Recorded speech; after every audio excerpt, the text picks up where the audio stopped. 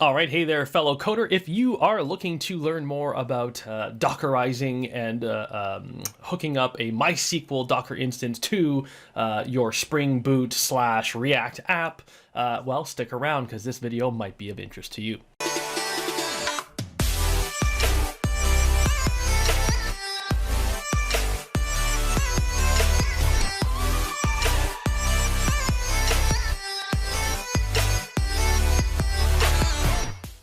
All right, fellow coders. So I had this video is part of an ongoing series. Hopefully, you see that in the playlist that this is included inside of. I built a sort of an assignment submission application that allows students to submit assignments to essentially teachers or code reviewers. Now, the purpose of this video is to teach you how to hook up a MySQL database container, Docker container, to something like a running Java application that exists in a different container as well. Now, I was considering recording this or doing a bunch of the work first and stumbling and making all the mistakes first, and then recording a more polished version of this application.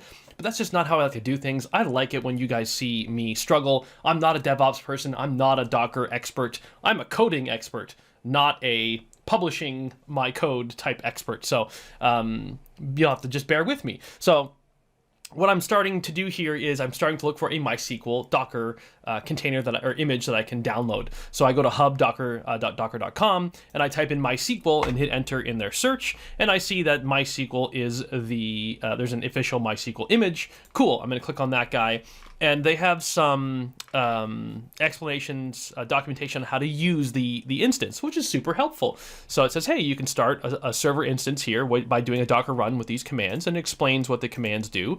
If you want to connect to MySQL from the command line client, you can do it like this, etc., etc. So I think for now, for our purposes, we'll just start it up with the default, start it up, and then we can run the run it in inspect, or what's it called, interactive mode. There we go.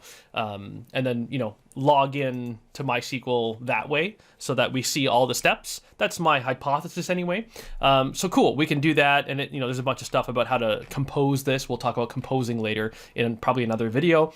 But really, I just want to pull this image. So how do I pull the image? Well, you can just say pull MySQL, but really I want to be a little bit more a little bit more picky with which one I pick. So I'm going to go to tags, and when I go down to tags here, I see that probably one of the later, or the best up-to-date tag. I never do latest, because latest means it's going to always choose and build the latest image as they're being released, and that can cause version issues, and you don't want that to happen all of a sudden. You want to sort of stick to what you know. So I'm just going to pull this guy. I'm going to copy this command, go to my running window here, paste it in, and I'm going to do a Docker pull on that image. Again, this is the first time I'm doing this.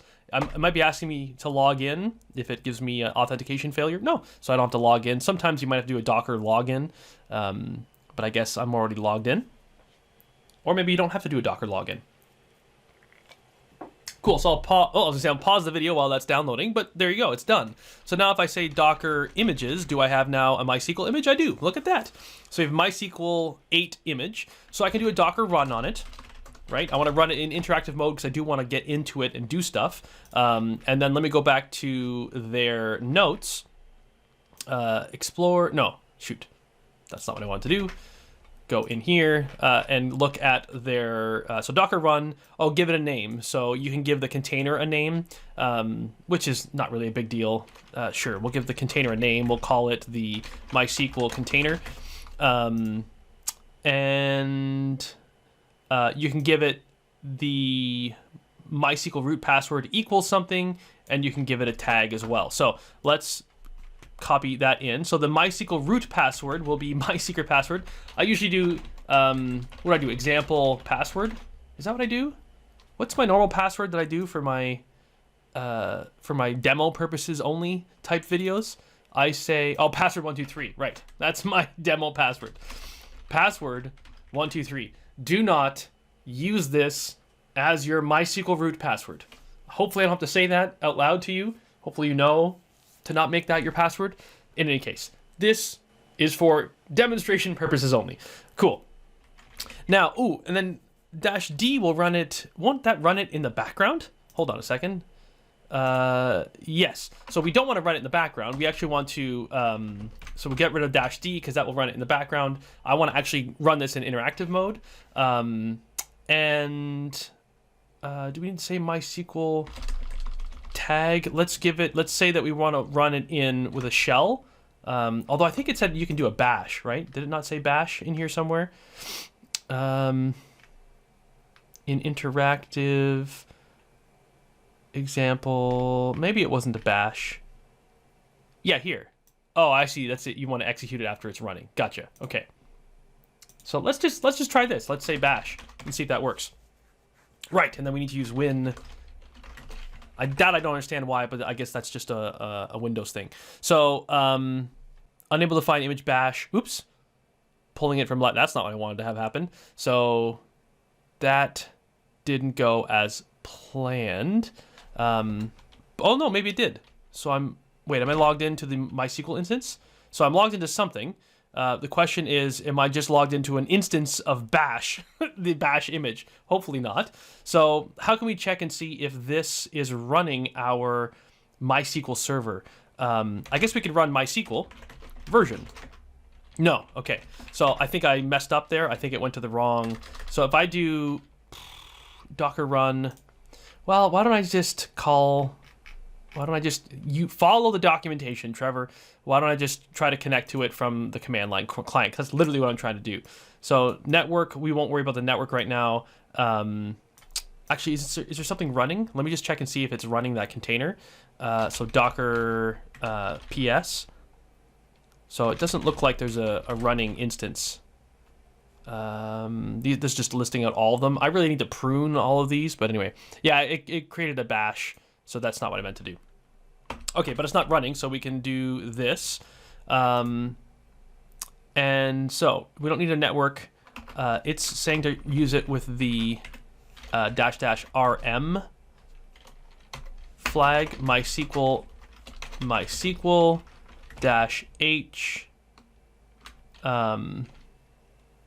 What is -h? I really wish I knew what all these stood for.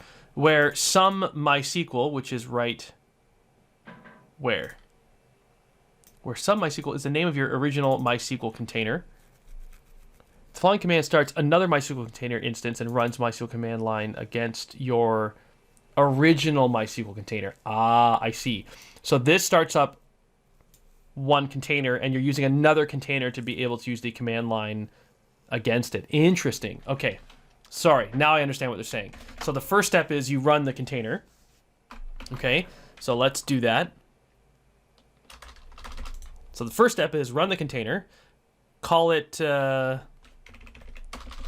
MySQL container, I think is a better name. The root password is not my secret password, but rather password 123. They're running it with the -d, which means run it in the background. And then this MySQL tag thing, I'm confused about that. Does it say anything about what they mean by MySQL tag? And the tag is the tag specifying the version you want. See the above list of relevant tags. But I've already pulled the Docker container or the Docker image. So this is the Docker image that you want to run. Right, we called it, what did we call it? What was the image name that we used? Shoot. Let me quickly open up a git bash and say Docker images. We call it just MySQL. So MySQL was the name of the image. Let's see if this works. This might just use the latest tag. Did we tag our MySQL? It is 8028. 8028. Let's see if that works. Okay, so that is probably a good thing. That means I think this is the ID of the container that it has spun up. So if we do a Docker PS, I guess, there should be a container running right here, 27EE, blah, blah, blah. Cool. So this is the MySQL image. So now we have a MySQL server running inside of this container. And what they're saying is you can spin up another container. Okay. Oh, sorry, this one. You can spin up another container here. Come on. I don't want the, there. Spin up another container that will be able to connect to the previous one. Although, did I specify a network on this one? I did not. So this is saying network, some network. I don't know if you have to do that, but if they have it here, then, so where MySQL is the name of your original, connected to the some network, Docker network. Yeah, because if you want two containers to be able to talk to each other, I think they need to be on the same network. We'll see what this does. So MySQL, some MySQL, so we called it MySQL container. User, example user, and the password will be password 123. I don't know if example user is in there, but let's see what happens. So, right. Win PTY. So it says unable to find the image MySQL latest. So where did we specify the name of the where some MySQL is the name of your original? Where was that? Some MySQL, which was Docker run network, some network. Oh, some MySQL. So H refers to the other container. So was it the, yeah, container. Didn't we call it MySQL container, or did it, we didn't call it anything. It just generated a container ID. I wonder if we can get away with doing this. If we can say 27EE6F95, if it just figures out that's the container it wants. Okay, so response network, some network not found. Okay, because we didn't specify a network for our other container, right? They didn't tell us to specify a network, unless maybe they did and I just ignored it. Yeah. So when we run, if we get rid of some network, I don't know if it'll be able to connect. So we'll see what happens. So I'll remove that. Okay. So the question is, did it actually connect? No. Unknown MySQL server host. Gotcha. So it needs the full host name. So let me bring down the other container. Let me go to my containers here. Oh god, I have so many running. This MySQL, well, there's MySQL container. So we did give it a name, didn't we? There's the container ID here. Does it not? Oh yeah, names, MySQL container. Okay, so let's try that again. Let's try, instead of saying host is all this, let's call it MySQL container, right? Because that's actually what we called it. So we'll see if it can connect. I mean, it hasn't yet. So this leads me to believe it's an issue with the network. Unknown MySQL server host, MySQL container. So let me just double check that the -H here, so the some MySQL, where some MySQL is the name of your original MySQL container connected to the some network. Right. Now, we did not, when we spun this one up, we did not spin it up with a network in mind. So if we say Docker run help, do they have a thing about how to spin it up with a network? Let's see. Devices, DNS list.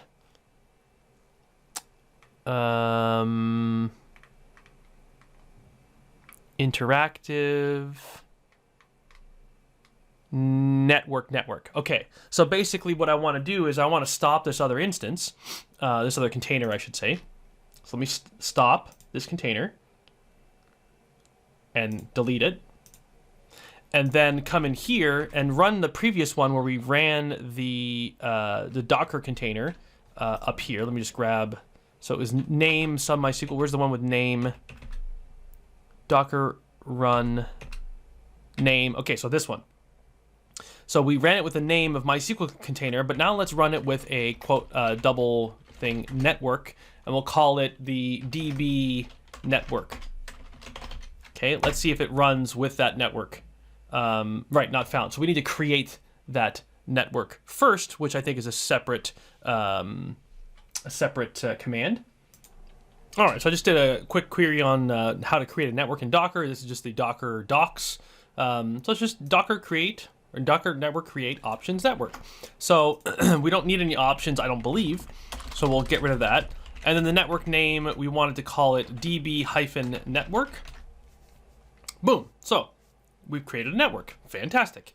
So now if we run the previous step where we are creating the MySQL container and we're saying run it on the DB network with this password, blah, blah, blah, using this image, when you run and run it, -d in the background, hopefully now this gets up and running. So, oh no, so what's wrong now? Conflict. Oh, it's already in use. Okay, I can solve that problem. So let me just go over here and delete this MySQL container and delete this one. I should prune all these off of here, but we'll deal with that another time. Let's run this again. Okay, that looks better. Fantastic. Okay, so now we have a container running, the MySQL container right here, and it's running on a specific network. So this is me just looking at it booting up and everything. If I say inspect, does it say the network that it's on? I guess not. Okay, so now let's go into the other example here, Docker run, blah, blah, blah. So if I might even still have that in my history. Yes. So this looks like it. Now, Docker run, network some network. So we should probably specify the network here. Network is the DB network, is what we called it. And then connect using the password and everything. Okay, so hopefully, again, cross your fingers, this should be able to connect. Access denied. Yeah, for example, user. So I wonder if it just created a root user. If I say root, there we go. Ta-da! So now we are logged into this container, and we can start to, this not only logged into the container, but we're logged into the MySQL database that's running in the container on this network. So now I can say, create database, and create the database called, what is it, assignment submission app or something? Where's the assignment submission DB? Create database, assignment submission DB, there. That's really all I needed to do inside of this database, is one, get it up and running in a container, and then two, be able to create that initial table. And then now hopefully we can, let's exit out of here, and now we can hopefully tie those two containers together. So my backend container was having trouble spinning up because of the fact that it was trying to access localhost 3306. So now, really, if we were being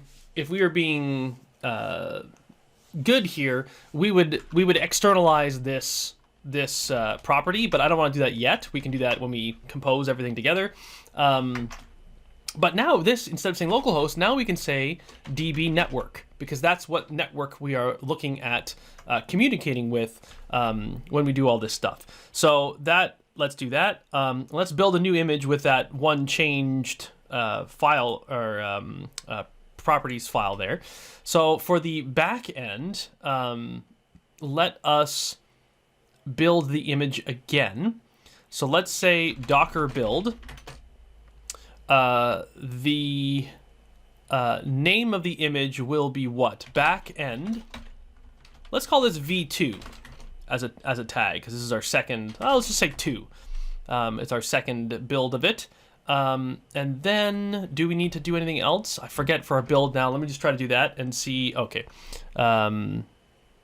Requires one argument. Oh, T to tag it. There. So this should build it up. Now, the question I have is it actually going to properly build things with that new DB network? We'll find out. So we'll do a Docker run. Let's do it in interactive mode, see what happens. Build it on the network DB network. Blah, blah, blah, blah. And then the name of the container, or the name of the image, is called backend v2. And also we'll need to specify some ports. The port will be 8080 that we're exposing. Let me think. Anything else that we need to... Let's try that and see. Unable to find backend v2 locally. Docker images. Did we not just build that with... Oh, did I say v2? Whoops. Number 2, not v2. Okay, so let's... Starting up the app. Hopefully now, because I gave it the network and said the network was, you know, DB network on port 3306, hopefully, so it says unknown host exception.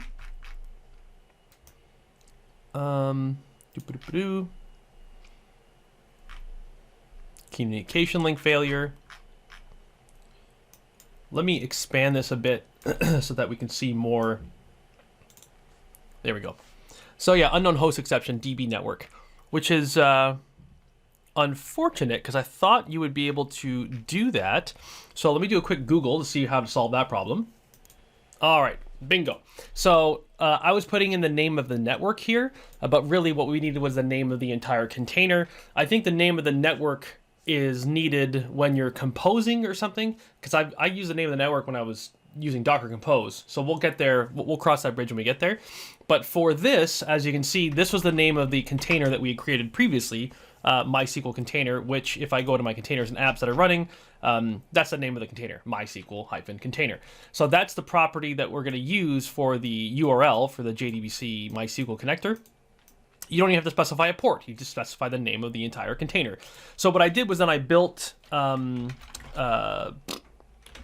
image a few times. So I created the backend 4. So the backend 4 container is the one that contains this change. I built that image, and then we can run that image, right? So we run in interactive mode so we can see the logs. We do put it on the same network. We open up port 8080, and we are pointing to backend version 4 is the tag. And when we run this guy now, it will fire up our Spring Boot, and as you can see, it has connected to the database, and it has successfully started our application. So now if we go in, because we expose port 8080 on the host machine, which was mine, which is the first of the two 8080 strings when we did what we did, now we can go to localhost 8080, and well, we get a 401 exception, which is good because that's what we expect. So we saw something happen in the logs, right? So if I try to go to /API/auth/login, boom, right? It tries to do something. It gives a warning here. It says request method. Hold on, let me shrink the screen. It says request method get is not supported, right? 405 error for this, which is again expected because we would need to do a post. So yeah, just to show you, just to prove to you this is actually working, if I hit Control-C to shut down the app, now if I come back here and refresh, as you can see, it's not giving us a 405 anymore, it's just gonna time out.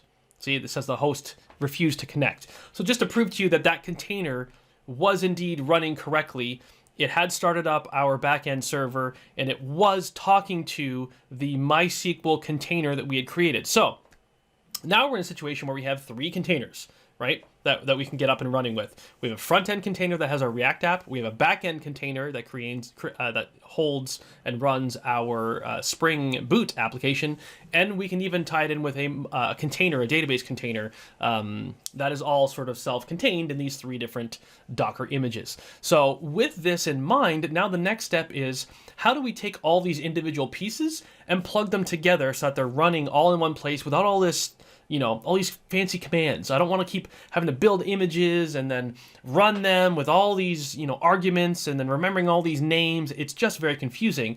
There must be an easier way. Yes, there is, ladies and gentlemen. It's called Docker Compose, and that's what we'll dive into in the next video. So if you've enjoyed this, please do give it a like and do subscribe by clicking on the thing above me. It would greatly, I'd greatly appreciate it.